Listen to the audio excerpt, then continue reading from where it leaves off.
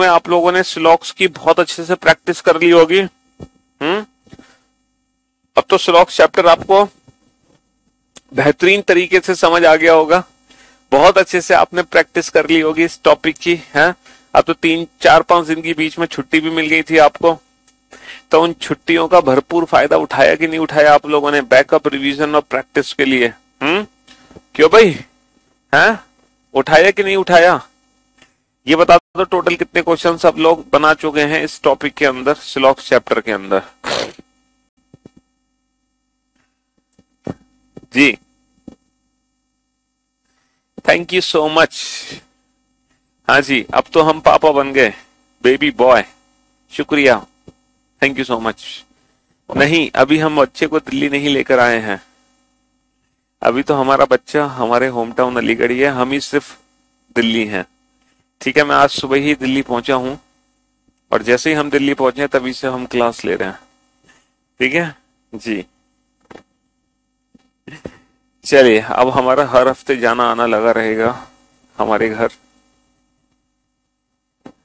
45 question complete हो चुके हैं हमारे, 45। चलिए साहब, तो सिलॉक्स चैप्टर में आज हम पढ़ने वाले हैं ईदर और। आज हम ईदर और का केस पढ़ने वाले हैं। ये ईदर और क्या है, ठीक है, क्योंकि अभी तक हमने किसी भी क्वेश्चन का आंसर ईदर और की फॉर्म में नहीं दिया। या तो पहला सही होगा या दूसरा, इस टाइप से हमने किसी भी क्वेश्चन का आंसर नहीं दिया। जैसे एक छोटा सा क्वेश्चन मैं आपके सामने लिखता हूं, question number 46। there are two statements, then there are two conclusions. Sorry, there are two statements. First statement is some mangoes are apples. कुछ मैंगो एप्पल हैं, कुछ मैंगो एप्पल हैं, कुछ मैंगो एप्पल हैं, ठीक है। दूसरा है some apples are grapes. Some apples are grapes. कुछ एप्पल ग्रेप्स हैं, कुछ एप्पल्स ग्रेप्स हैं। Question number 46 and there are two conclusion. First conclusion is some mangoes are grapes. कुछ मैंगो ग्रेप्स है। And second one is no mango is grape. कोई भी mango grape नहीं है, कोई भी मैंगो ग्रेप नहीं है। Question number 47 again there are two conclusions. Some mangoes are grapes, कुछ मैंगो ग्रेप है। ऑल मैंगोज आर ग्रेप्स, सभी मैंगो ग्रेप्स हैं, सभी मैंगो ग्रेप्स हैं। Question number 48 again there are two conclusions. No mango is grape, कोई भी mango grape नहीं है। And some mangoes are not grapes, कुछ मैंगो ग्रेप नहीं है, कुछ मैंगो ग्रेप नहीं है, कुछ मैंगो ग्रेप्स नहीं है। ठीक है, ये 3 क्वेश्चन आपके सामने हैं, ये 3 क्वेश्चन आपके सामने हैं। ठीक है, चलिए साहब, बेबी बॉय, ये 3 क्वेश्चन आपके सामने हैं। अब आप इन तीनों क्वेश्चन का आंसर दो। जो चीज हमने अभी तक सीखी है सिलॉक्स चैप्टर में, अगर हम उसके हिसाब से इस क्वेश्चन का आंसर देखो, उसी के हिसाब से देना है जो चीज हमने सीखा है अभी तक। हमने 100% ट्रू कंक्लूजन को पहचानना सीखा। हम बता सकते हैं किसी भी कंक्लूजन को देखकर कि वो 100% ट्रू है कि नहीं है। तो बेटा ये जितने भी रिजल्ट है वो मैंगो और ग्रेप के बीच में है। और एक बात आप बहुत अच्छे से जानते हो, एक बात आप बहुत अच्छे से जानते हो कि एप्पल और एप्पल, इन दोनों की जो वैल्यू है बेटा, इन दोनों की वैल्यू 50 है, इन दोनों की वैल्यू 50 है। और जब दोनों की वैल्यू 50 है, इसका मतलब यह है कि मैंगो और ग्रेप के बीच में कोई भी रिलेशन नहीं है, क्योंकि दोनों की वैल्यू 50, हम दोनों को कनेक्ट ही नहीं कर सकते। तो मैंगो और ग्रेप के बीच में कोई रिलेशन नहीं है। तो जितने भी रिजल्ट हैं between mango and Apple, sorry mango and grapes, जितने भी डेफिनेट रिजल्ट है बिटवीन मैंगो एंड ग्रेप्स, सारे के सारे गलत है। मैंगो और ग्रेप्स के बीच में कोई भी डेफिनेट रिजल्ट नहीं बना सकते। मैंगो और ग्रेप्स के बीच में कोई भी डेफिनेट रिजल्ट हम नहीं बना सकते हैं। जितने भी रिजल्ट होंगे बिटवीन मैंगो एंड ग्रेप्स, सारे के सारे जो रिजल्ट्स होंगे वो गलत होंगे। समझ रहे हो? हाँ जी। ऑल मैंगोज आर ग्रेप्स, सभी मैंगो ग्रेप्स हैं। And some apples are mangoes, कुछ एप्पल मैंगोज हैं। Some mangoes are not grapes. तो जितने भी रिजल्ट हैं between mango and grapes, between mango and grapes वो सारे के सारे गलत हैं। मैंगो और ग्रेप्स के बीच में कोई भी डेफिनेट रिजल्ट नहीं बनाया जा सकता। लेकिन ये वाला रिजल्ट सही है कि सम एप्पल्स आर मैंगो, कुछ एप्पल मैंगो है। ये वाला रिजल्ट 100% ट्रू है। अब इन क्वेश्चंस के हमें आंसर्स कैसे देने हैं जरा ध्यान से सुनना और ध्यान से समझने की कोशिश करना। जैसे कि ये जो क्वेश्चन है, इस क्वेश्चन का आंसर देखो, दोनों कंक्लूजन गलत है, तो हम इस क्वेश्चन का आंसर क्या देंगे? हम इस क्वेश्चन का आंसर देंगे neither first nor second follows. ना तो पहला निष्कर्ष अनुसरण करता है ना ही दूसरा, या फिर हम इस क्वेश्चन का आंसर देंगे नन फॉलोस, कोई भी निष्कर्ष अनुसरण नहीं करता, कोई भी निष्कर्ष अनुसरण नहीं करता, है ना। लेकिन ये वाला जो आंसर है ना, ये इस क्वेश्चन का नहीं दे सकते, इस क्वेश्चन का नहीं दे सकते। पूछो क्यों? क्योंकि यहां पर ये जो दो कंक्लूजन है ना बेटा, ये दोनों कंक्लूजन गलत है। इन दोनों में से कौन सा 100% ट्रू है हमें नहीं पता। लेकिन ये जो दो गलत कंक्लूजन है ना, ये दोनों ही गलत कंक्लूजन कॉम्प्लीमेंट्री पेयर है। कॉम्प्लीमेंट्री पेयर का मतलब समझते हो? कॉम्प्लीमेंट्री पेयर का मतलब ये है कि इन दोनों में से 100% एक कंक्लूजन ट्रू है, लेकिन वो कौन सा कंक्लूजन ट्रू है हमें नहीं पता। तो कॉम्प्लीमेंट्री पेयर्स जब यूज होते हैं ना, तो उसके बीच में जो आंसर है ना बेटा, वो ये वाला आंसर नहीं बनता, ये वाला आंसर नहीं बनता। इसकी जगह जो आंसर होगा वो होगा ईदर फर्स्ट और सेकंड फॉलोज, ईदर फर्स्ट और सेकंड फॉलोज। अब हम इस प्रश्न का ये वाला उत्तर देंगे, या तो पहला निष्कर्ष अनुसरण करता है या दूसरा, या तो पहला निष्कर्ष अनुसरण करता है या दूसरा। अब आप कहोगे सर हमें एग्जाम में पता कैसे चलेगा कि ये कॉम्प्लीमेंट्री पेयर है और ये कॉम्प्लीमेंट्री पेयर नहीं है? हमें कैसे पता चलेगा? देखो, इसको पता लगाने के कुछ रूल्स हैं। बेसिकली 3 रूल हैं।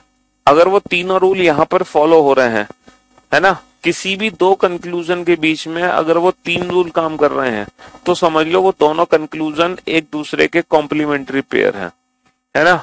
3 रूल है, 3, और वो तीनों रूल हमें चेक करने पड़ेंगे। सबसे पहला रूल क्या है? Rule number 1। देखो, रूल नंबर 1 है कॉम्प्लीमेंट्री पेयर चेक करने के लिए। रूल नंबर 1 क्या है? Rule number 1, both conclusion must be wrong, दोनों ही कंक्लूजन गलत होने चाहिए। यानी कि कॉम्प्लीमेंट्री पेयर है ना, कॉम्प्लीमेंट्री पेयर जिस दो कंक्लूजन के बीच में हम लगा रहे हैं, वो दोनों ही इंडिविजुअल कंक्लूजन गलत होने चाहिए। जैसे कि यहाँ पर ये दोनों ही कंक्लूजन गलत है, यहाँ पर ये दोनों ही कंक्लूजन गलत है, यहाँ पर ये दोनों ही कंक्लूजन गलत है, यहाँ पर ये 2 कंक्लूजन गलत है। तो बेटा जो रूल नंबर 1 है ना, वो इस क्वेश्चन में भी काम कर रहा है, इसमें भी काम कर रहा है, इसमें भी काम कर रहा है, इसमें भी काम कर रहा है। रूल नंबर 1 तो हर उसमें अप्लाई हो रहा है। रूल नंबर 2 है ना, subject and object are same. भाई सब्जेक्ट एंड ऑब्जेक्ट समान होने चाहिए। सब्जेक्ट ऑब्जेक्ट सेम होने का क्या मतलब है कि देखो, पहला रिजल्ट अगर मैंगो और ग्रेप के बीच में, तो दूसरा भी रिजल्ट मैंगो और ग्रेप के बीच में होना चाहिए। कहने का मतलब ये है कि मैंगो मैंगो ग्रेप ग्रेप, है ना, mango mango grape grape, mango mango grape grape, और मैंगो मैंगो और ग्रेप ग्रेप। यानी कि जो रूल नंबर 2 है बेटा, वो भी इन सारे ही क्वेश्चंस में अप्लाई हो रहा है। तो रूल नंबर 1 और रूल नंबर 2 बेटा इसमें भी काम कर रहा है, इसमें भी काम कर रहा है, इसमें भी काम कर रहा है, इसमें भी काम कर रहा है। तो हमें कैसे पता चलेगा कि इनमें से कितने कॉम्प्लीमेंट्री पेयर हैं? तीसरा रूल बताएगा, क्योंकि तीनों ही रूल बेटा, अगर इन तीनों में से कोई भी एक रूल गलत है तो वो कॉम्प्लीमेंट्री पेयर नहीं हो सकते। तीसरा रूल ये है कि दोनों कंक्लूजन में से एक कंक्लूजन पॉजिटिव होना चाहिए और एक कंक्लूजन नेगेटिव होना चाहिए, है ना। दोनों कंक्लूजन में से एक कंक्लूजन पॉजिटिव होना चाहिए और एक कंक्लूजन होना चाहिए नेगेटिव, एक कंक्लूजन नेगेटिव। अब आप ये देखो, ये तीनों रूल यहाँ पे अप्लाई हो रहे हैं कि नहीं हो रहे? सर पहला रूल दोनों कंक्लूजन गलत होने चाहिए, दूसरा rule subject subject object object same होने चाहिए, तीसरा रूल दोनों में से एक पॉजिटिव एक नेगेटिव, सर ये पॉजिटिव और ये नेगेटिव है, तो यहाँ पर तीनों रूल काम कर रहे हैं, इसीलिए कॉम्प्लीमेंट्री पेयर है। इसीलिए हम इस क्वेश्चन का आंसर देंगे ईदर फर्स्ट और सेकंड फॉलो। क्या कॉम्प्लीमेंट्री पेयर ये भी है? सर दोनों कंक्लूजन गलत है, रूल नंबर 1 काम कर रहा है। Subject subject object object same है, रूल नंबर 2 काम कर रहा है। लेकिन ये दोनों ही कंक्लूजन पॉजिटिव हैं, जबकि कॉम्प्लीमेंट्री पेयर बनने के लिए एक पॉजिटिव एक नेगेटिव होना चाहिए। इसका मतलब यहाँ पे रूल नंबर 3 काम नहीं कर रहा, तो ये कॉम्प्लीमेंट्री पेयर नहीं है और इस क्वेश्चन का आंसर वही होगा जो पुराना वाला आंसर था। चलिए, क्या ये कॉम्प्लीमेंट्री पेयर है? रूल नंबर 1 दोनों कंक्लूजन गलत होने चाहिए। Rule number 2 subject subject object object same होने चाहिए। रूल नंबर 3 कि एक पॉजिटिव एक नेगेटिव होना चाहिए, लेकिन यहाँ पे दोनों ही कंक्लूजन हमारे नेगेटिव हैं, दोनों ही नेगेटिव है, तो रूल नंबर 3 काम नहीं कर रहा है। इसीलिए इस क्वेश्चन का भी आंसर क्या होगा? None follows. यहाँ ईदर और अप्लाई नहीं कर सकते। क्या इन दोनों कंक्लूजन में बेटा तीनों रूल काम कर रहा है? रूल नंबर 1 दोनों कंक्लूजन गलत होने चाहिए। Rule number 2 subject subject object object same होने चाहिए। रूल नंबर 3 कि इनमें से एक पॉजिटिव और एक नेगेटिव होना चाहिए, इनमें से एक पॉजिटिव और एक नेगेटिव होना चाहिए। तो है, तो यानी कि ये कॉम्प्लीमेंट्री पेयर है। इसका मतलब यहां पर ईदर और वर्ड का यूज होगा। तो इस क्वेश्चन का जो परफेक्ट आंसर है पता है क्या है? इस क्वेश्चन का perfect answer only second follows नहीं है। अगर मान लो एग्जाम में ऑप्शन दे रखा है ओनली सेकंड फॉलोस, तो ये इस क्वेश्चन का परफेक्ट ऑप्शन नहीं है। इस क्वेश्चन का जो परफेक्ट ऑप्शन है वो है only second and, only second and either first or third follow, only second and either first or third follow, only second and either first or third follow. ये इस क्वेश्चन का perfect answer है, क्योंकि first or third ये दो ऐसे conclusion है जो कॉम्प्लीमेंट्री पेयर है। अब आप प्रैक्टिकली समझाता हूं मैं आपको ये कॉम्प्लीमेंट्री पेयर का चक्कर क्या है, आपको प्रैक्टिकली मैं समझाने की कोशिश करता हूं। देखो, आप एग्जाम देने गए, आप एग्जाम देने गए, ठीक है, एग्जाम देके घर आए, आपके पापा ने पूछा क्या आप पास हो जाओगे? तो आपने कहा कि हाँ पापा मैं पास हो जाऊंगा, ठीक है, आपने कहा पापा मैं पास हो जाऊंगा। फिर आपने थोड़ी देर बाद बोला कि नहीं पापा मैं पास नहीं हो पाऊंगा, ठीक है, पापा मैं पास नहीं हो पाऊंगा। तो प्रैक्टिकली अगर सोचा जाए तो इन दोनों में से कौन सा कंक्लूजन 100% ट्रू है, ये बताओ। इन दोनों में से कौन सा कंक्लूजन 100% ट्रू है?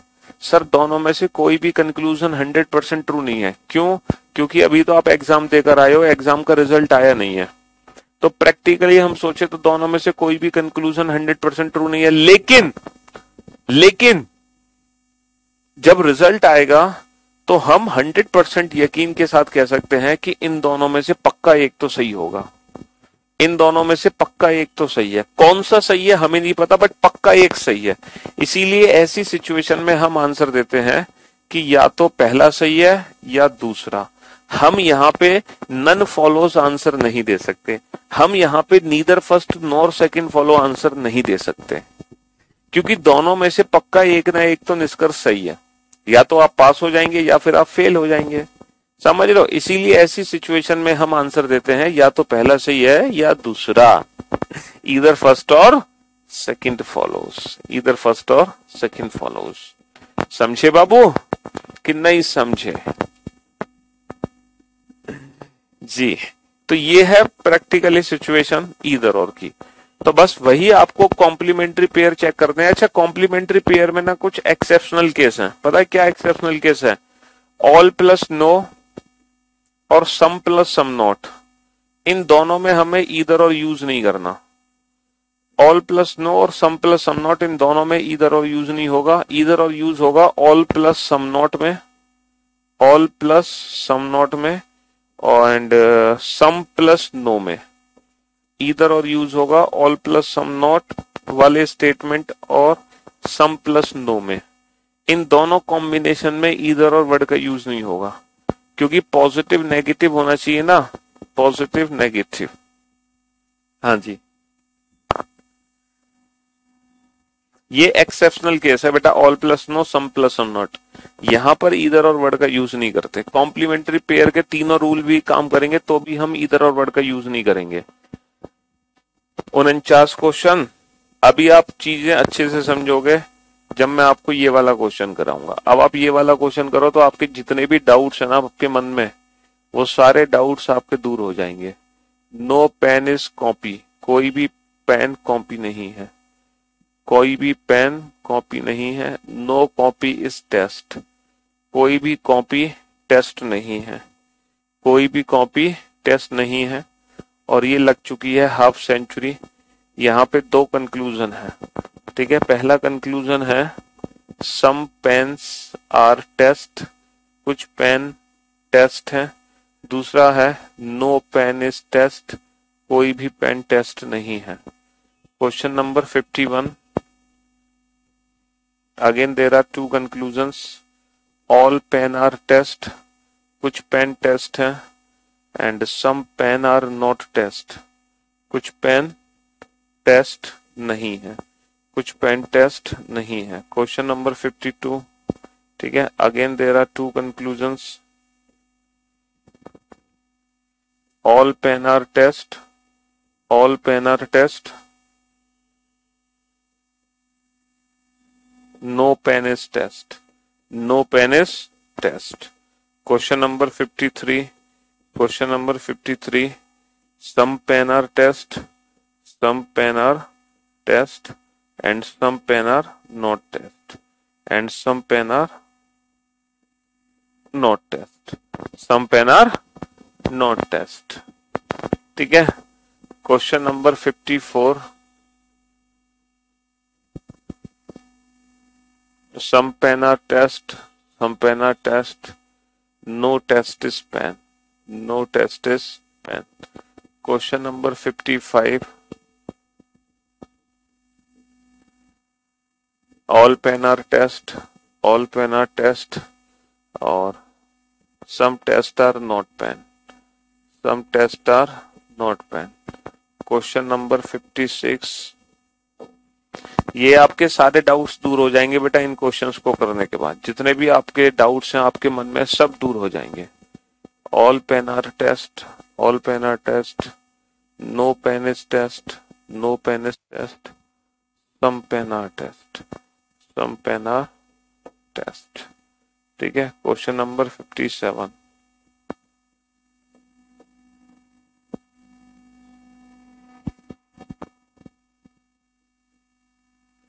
some pen are test, some pen are not copy, no pen is test, no pen is test। चलिए आप इन क्वेश्चंस का आंसर दो 50, 51, 52, 53, 54, 55, 56, 57। इन सारे क्वेश्चंस के आंसर्स आप लिख दो। जितने भी आपके डाउट्स हैं इधर और को लेके सब दूर हो जाएंगे, सब दूर हो जाएंगे, ठीक है। जितने भी डाउट्स हैं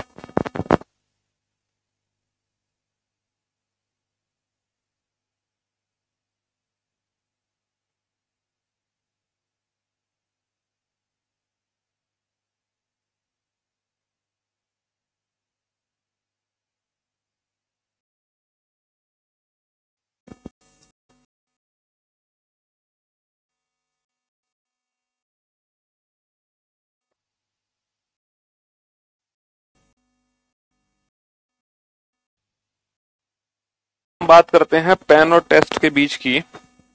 अगर हम बात करते हैं बिटवीन पेन एंड टेस्ट, तो पेन और टेस्ट के बीच में कोई रिलेशन नहीं है, क्योंकि दोनों ही नेगेटिव स्टेटमेंट, और दो नेगेटिव स्टेटमेंट आपस में रिजल्ट नहीं बना सकते।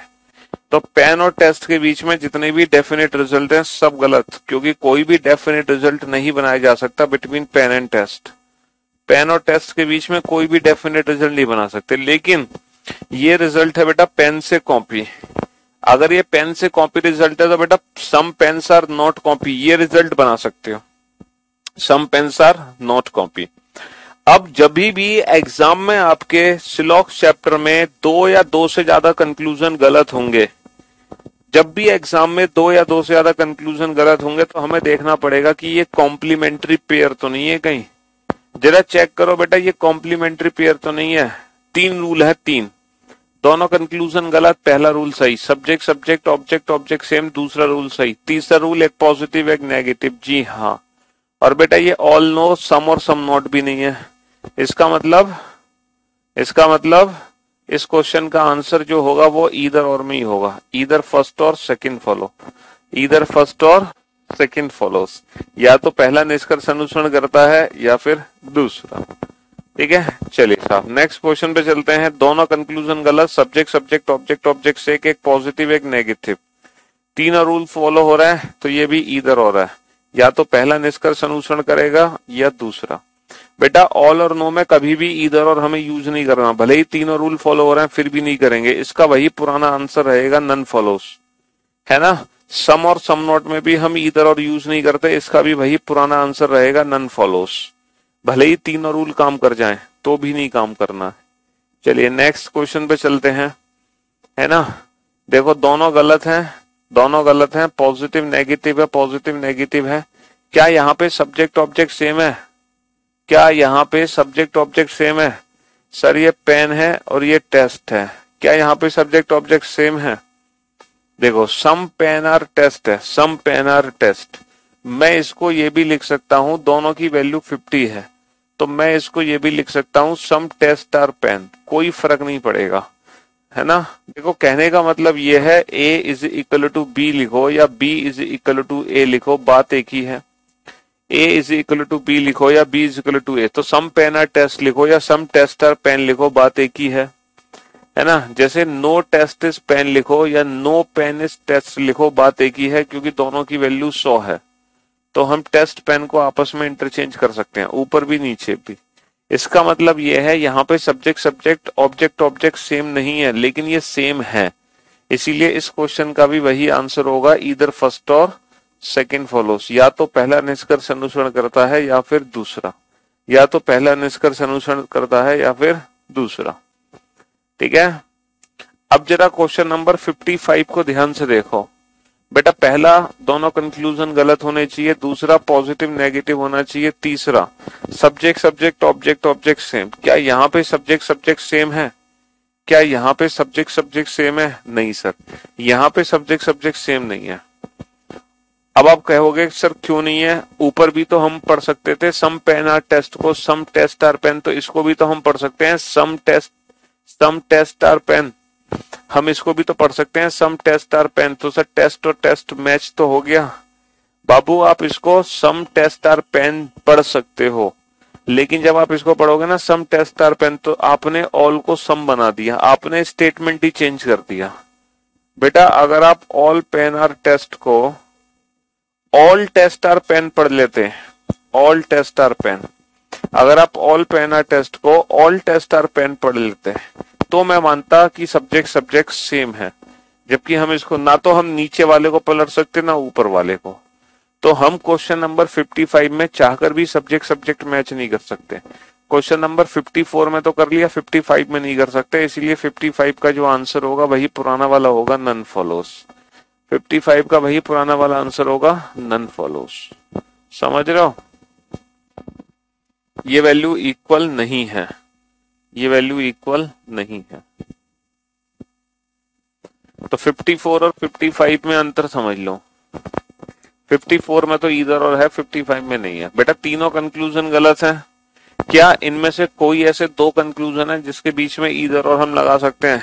क्या यहाँ पर कोई ऐसे दो कंक्लूजन है जिसके बीच में हम ईदर और लगा सकते हैं? सर बिल्कुल बिल्कुल सर यहाँ पर दो कंक्लूजन है जिसके बीच में हम ईदर और लगा सकते हैं, बिल्कुल लगा सकते हैं। किस किस के बीच में लगा सकते हैं? सर हम ईदर और जो यूज करेंगे यहाँ पर, हम ईदर और यूज करेंगे बेटा नेगेटिव और पॉजिटिव के साथ, तो या तो हम ईदर और यूज करेंगे सेकंड थर्ड में, या फिर हम ईदर यूज करेंगे सेकंड और फर्स्ट में, लेकिन तीनों कंडीशन फॉलो होनी चाहिए। देखो सेकंड और फर्स्ट में ईदर और यूज नहीं कर सकते, क्यों? क्योंकि ऑल और नो में ईदर और नहीं यूज होता, तो यहाँ पे जो ईदर यूज होगा वो होगा सेकंड और थर्ड में, तो इस क्वेश्चन का जो आंसर होगा वो होगा ईदर सेकंड और थर्ड फॉलो, या तो दूसरा निष्कर्ष अनुसरण करता है या तीसरा। बेटा फर्स्ट और थर्ड में तो ईदर और वैसे भी नहीं लग सकता, क्योंकि दोनों पॉजिटिव स्टेटमेंट है, दो पॉजिटिव में ईदर और नहीं लग सकता। ठीक है, दो पॉजिटिव सेंटेंस में ईदर और नहीं लग सकता, तो इस क्वेश्चन का आंसर होगा ईदर सेकंड और थर्ड फॉलोस, या तो दूसरा निष्कर्ष अनुसरण करता है या तीसरा। चलिए देखो, इसमें दूसरा कंक्लूजन तो ठीक ही है, ओनली सेकंड। एंड अब ईदर और पहले तीसरे में लगेगा कि नहीं लगेगा? सर पहला और जो तीसरा कंक्लूजन है ये कॉम्प्लीमेंट्री पेयर है, इसीलिए only second and either first or third follow. यहां पर पहले और तीसरे में ईदर और लगेगा, यहां पर पहले और तीसरे में ईदर और लगेगा, only second and either first or third follow. तो ये है भाई साहब कॉम्प्लीमेंट्री पेयर ईदर और मैं उम्मीद करता हूं आपको समझ आ गया होगा। अब आप सिलॉक्स में अपने प्रश्नों का उत्तर ढंग से दे सकते हो। तो आपको हमेशा ये देखना पड़ेगा जब भी आपके दो या दो से ज्यादा कंक्लूजन गलत होंगे। अब आप एक बात चीज सोच रहे होंगे, सर आज की क्लास से पहले हमने टोटल 45 क्वेश्चन किए थे, क्या उन 45 क्वेश्चन में कहीं भी ईदर और नहीं आया? कहीं भी दो ऐसे कंक्लूजन नहीं थे जो कॉम्प्लीमेंट्री पेयर हो? नहीं थे। आप पूरे के पूरे उन 45 क्वेश्चन को चेक कर लेना, उन 45 में से कोई भी हमने एक ऐसा क्वेश्चन नहीं किया जिसमें दो कंक्लूजन कॉम्प्लीमेंट्री पेयर हो। हमने पूरे 45 जब क्वेश्चन किए थे ना, तो उनमें एक भी ऐसा क्वेश्चन नहीं था जिसमें कॉम्प्लीमेंट्री पेयर यूज हो सके, एक भी ऐसा नहीं था। समझ रहे हो? ईदर और वाले क्वेश्चन अभी से ही हमने देना शुरू किया आपको। चलिए, तो अब मैं आपको कुछ एक्स्ट्रा नॉलेज देता हूं बेटा, कुछ एक्स्ट्रा नॉलेज। क्वेश्चन नंबर 58, दो स्टेटमेंट लिखो। Some engineer are doctor and all doctors are boys. ठीक है, ऑल डॉक्टर्स आर बॉयज।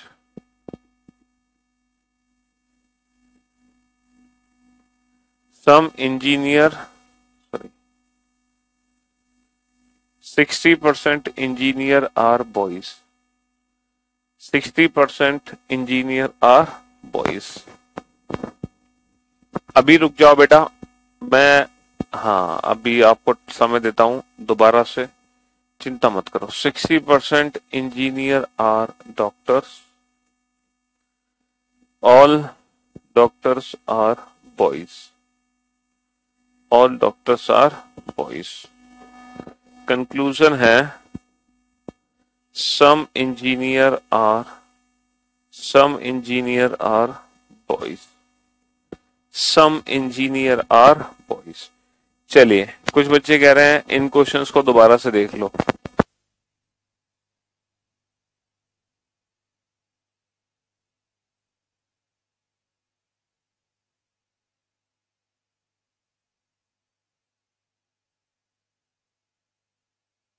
एक एक करके बेटा, 50 से लेके 57 तक, एक एक करके सारे कंक्लूजन्स को दोबारा से देख लो। ठीक है,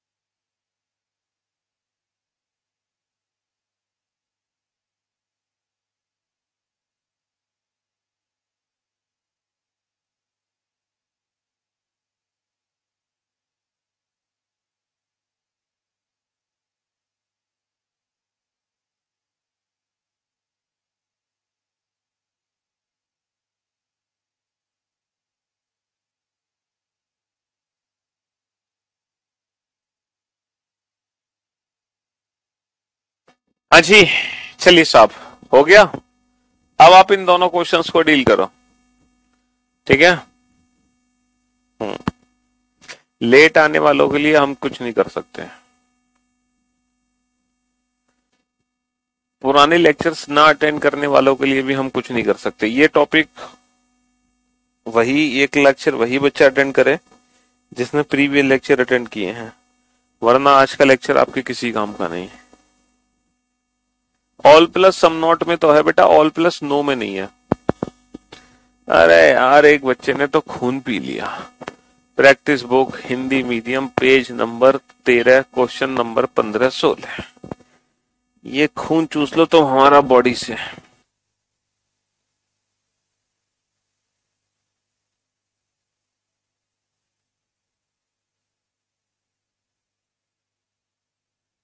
हाँ जी, page number 13, okay, question number 15-16। क्या दिक्कत है इसमें?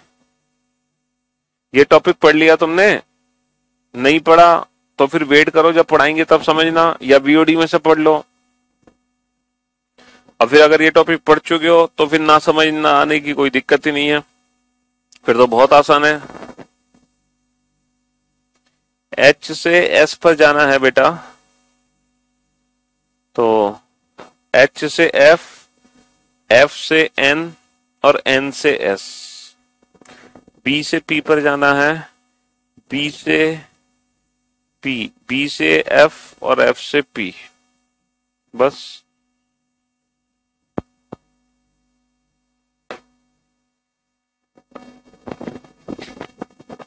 चलिए साहब, तो अब आप बोर्ड पे ध्यान से देखना बेटा।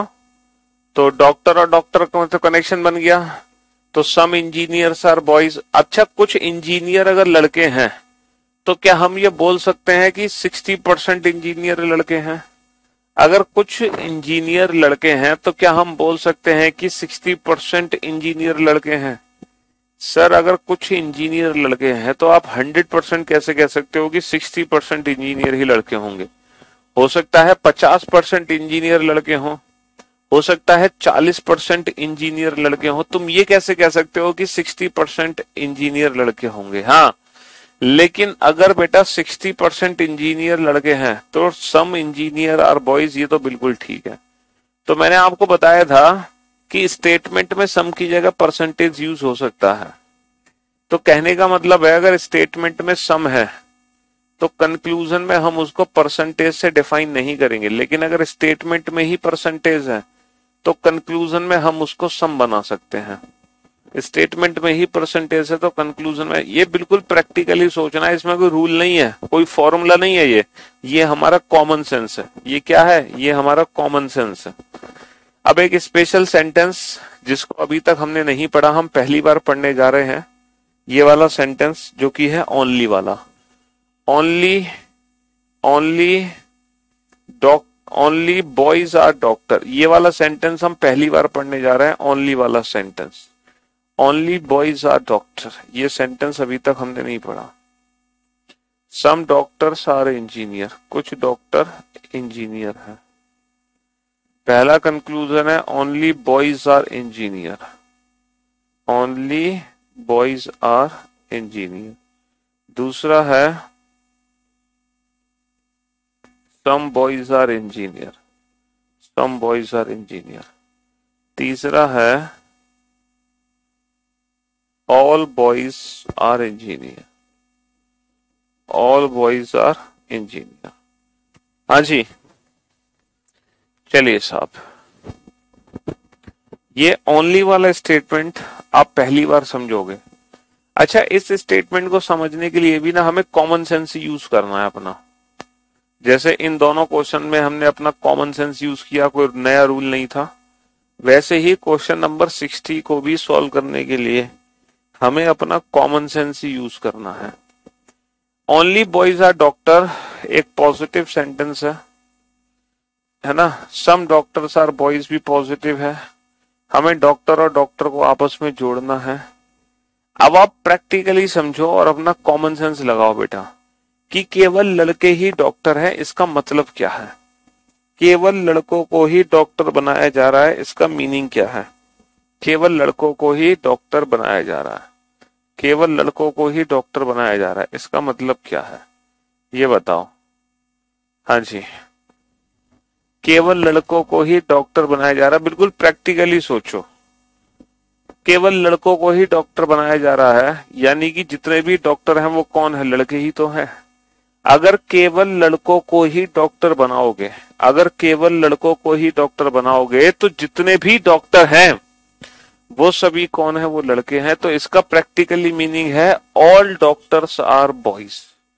इसका प्रैक्टिकली मीनिंग है all doctors are boys. All doctors are boys. इसका प्रैक्टिकली मीनिंग क्या है? ऑल डॉक्टर्स आर बॉयज, क्योंकि सारे के सारे जो डॉक्टर हैं वो कौन है? सारे के सारे डॉक्टर लड़के हैं।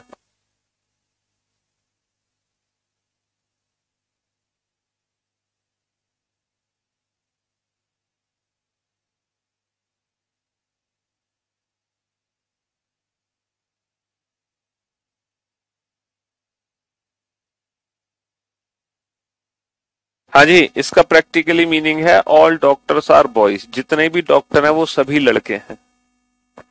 बिल्कुल प्रैक्टिकली सोचो, अगर केवल लड़के ही डॉक्टर बनाए जा रहे हैं, अगर केवल लड़के ही डॉक्टर बने हैं, तो जितने भी डॉक्टर हैं वो सभी लड़के हैं, ऑल डॉक्टर्स आर बॉयज। तो पहली बार हम एक ऐसा पॉजिटिव स्टेटमेंट देख रहे हैं जिसके ऑब्जेक्ट की जो वैल्यू है वो 100 है। तो कनेक्शन तो बन गया बेटा।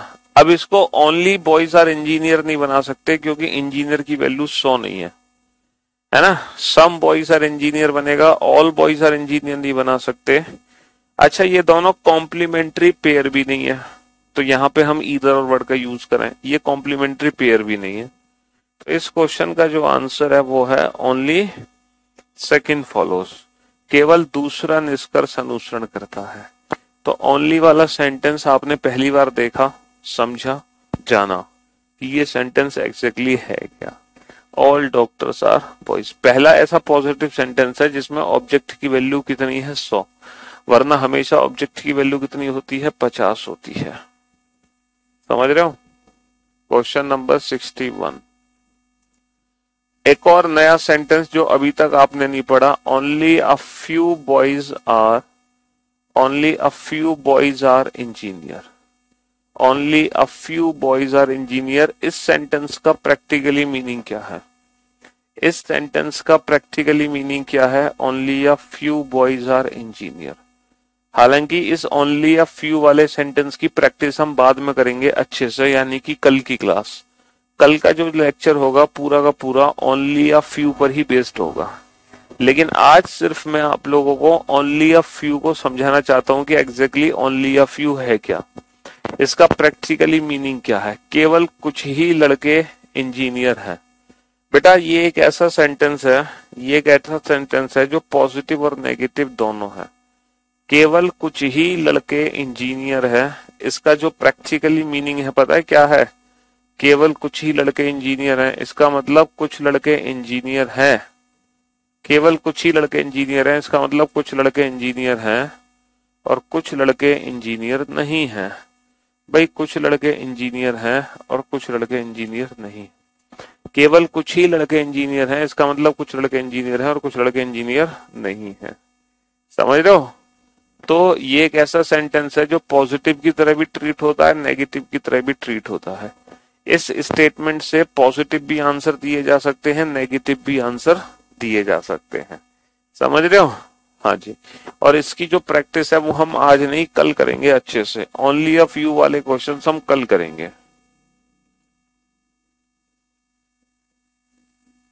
some boys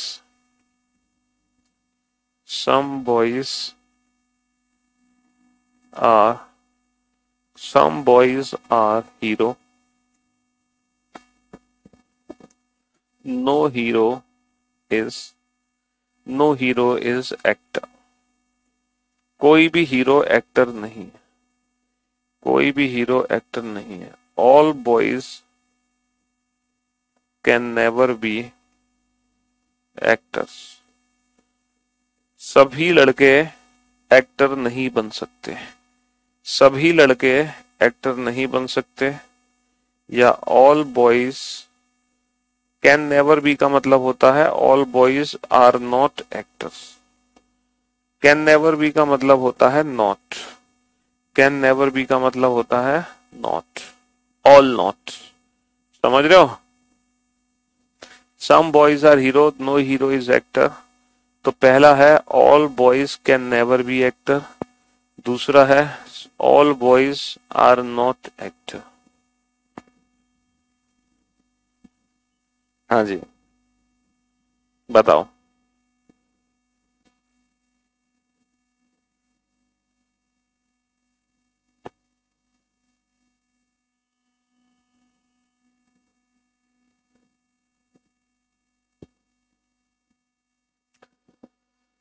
जी,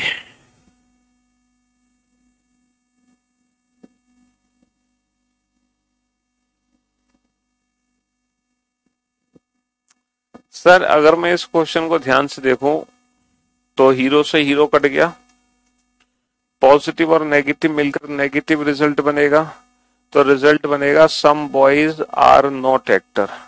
भाई रिजल्ट क्या बनेगा? Some boys are not actor. अब आप सोच रहे होंगे सर सम बॉयज को हम ऑल बॉयज नहीं पढ़ सकते, 50 वाली वैल्यू को हम 100 में कन्वर्ट नहीं कर सकते, है ना?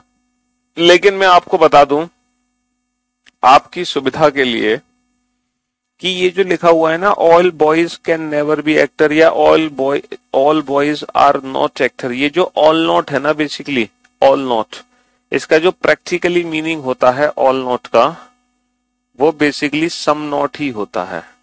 तो ये आपके दिखाने के लिए तो ऑल है बट ये ऑल नहीं है, बेसिकली ये सम ही है। इसकी वैल्यू बेटा 50 ही होती है। ये जो 100 नहीं है ये 50 है, 50 इसकी वैल्यू 50 है, इसकी वैल्यू 85 है। इसका प्रैक्टिकली मीनिंग यही है some boys are not actor, some boys are not actor, इसका प्रैक्टिकली मीनिंग यही है, इसका प्रैक्टिकली मीनिंग यही है some boys are not actor.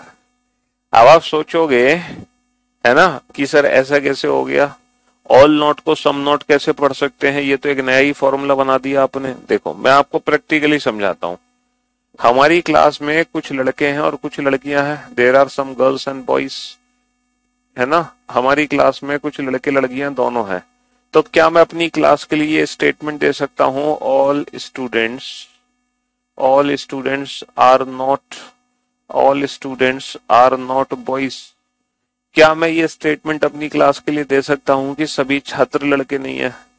भाई हमारी क्लास में कुछ लड़के हैं और कुछ लड़कियां हैं, तो क्या ये स्टेटमेंट मैं अपनी क्लास के लिए दे सकता हूं कि सारे छात्र लड़के नहीं है? सर ये स्टेटमेंट हमारी क्लास के लिए 100% ट्रू है कि सारे छात्र लड़के नहीं है, क्योंकि हमारे क्लास में कुछ लड़कियां भी हैं, तो इसीलिए हम कह सकते हैं सारे छात्र लड़के नहीं है। अब अगर आप इसकी वैल्यू 100 मानते तो बेटा इसका मीनिंग बन जाता नो स्टूडेंट इज बॉय, और अगर आप इसकी वैल्यू 50 मानोगे तो इसका मीनिंग है some students are not boys, some students are not boys. अब आप ये बताओ ये जो ऊपर वाला सेंटेंस है ये पहले सेंटेंस के इक्विवेलेंट है या दूसरे? क्या मैं इसको ये पढ़ सकता हूँ सभी छात्र लड़के नहीं है? क्या मैं इसको ये बोल सकता हूँ नो स्टूडेंट इज बॉय?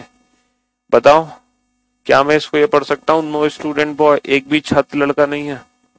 क्या मैं इसको ये पढ़ सकता हूँ एक भी छात्र लड़का नहीं है? सर इसको ये नहीं पढ़ सकते, क्योंकि हमारी क्लास के लिए स्टेटमेंट गलत है और ये सही है। भैया कुछ छात्र लड़के नहीं है, कुछ छात्र लड़के नहीं है, इसीलिए हम कह सकते हैं कि सभी छात्र लड़के नहीं है। तो बेसिकली जो ऑल नॉट होता है ना वो सम नॉट के ही इक्विवेलेंट होता है, ऑल नॉट सम नॉट के ही इक्विवेलेंट होता है, ये चीज याद रखना। समझ रहे हो? हाँ जी, ऑल नॉट क्या है? सम नॉट के ही इक्विवेलेंट है, ऑल नॉट सम नॉट के ही इक्विवेलेंट है।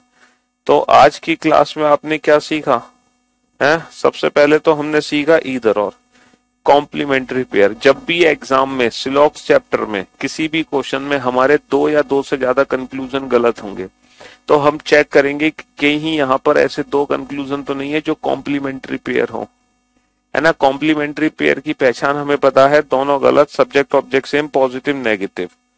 बशर्ते ऑल नो और सम नॉट नहीं होने चाहिए। ठीक है, चलिए साहब, इसके बाद हमने सीखा कि हम सम को परसेंटेज में नहीं बदल सकते, लेकिन परसेंटेज को सम में बदल सकते हैं। फिर हमने क्या सीखा? फिर हमने सीखा कि जो ओनली वाला स्टेटमेंट है, ओनली बॉयज आर डॉक्टर, इसका प्रैक्टिकली मीनिंग है ऑल डॉक्टर्स आर बॉयज, क्योंकि केवल अगर लड़के ही डॉक्टर हैं इसका मतलब सारे डॉक्टर लड़के बना रखे हैं। तो ओनली वाला सेंटेंस पहला ऐसा सेंटेंस है जो पॉजिटिव होते हुए भी ऑब्जेक्ट की वैल्यू कितनी दे रहा है? ऑब्जेक्ट की वैल्यू 100 दे रहा है। ठीक है, फिर हमने ओनली के बाद ओनली अ फ्यू देखा, फिर हमने ऑल नॉट समझा। ठीक है, तो कल हम जो प्रैक्टिस करेंगे वो प्रैक्टिस करेंगे इसकी, ओनली अ फ्यू की। सिलॉक चैप्टर का जो एक पड़ाव है वो खत्म हो चुका है। सिलॉक चैप्टर में 2 पड़ाव है, फर्स्ट फेज, सेकंड फेज। तो जो सिलॉक चैप्टर का फर्स्ट फेज है वो कंप्लीट हो चुका है, समझ रहे हो? अब कल से एडवांस लेवल का सिलॉक चैप्टर शुरू होगा। ठीक, शुक्रिया, thank you so much, thanks a lot, good bye, love you all, take care, tata, bye bye.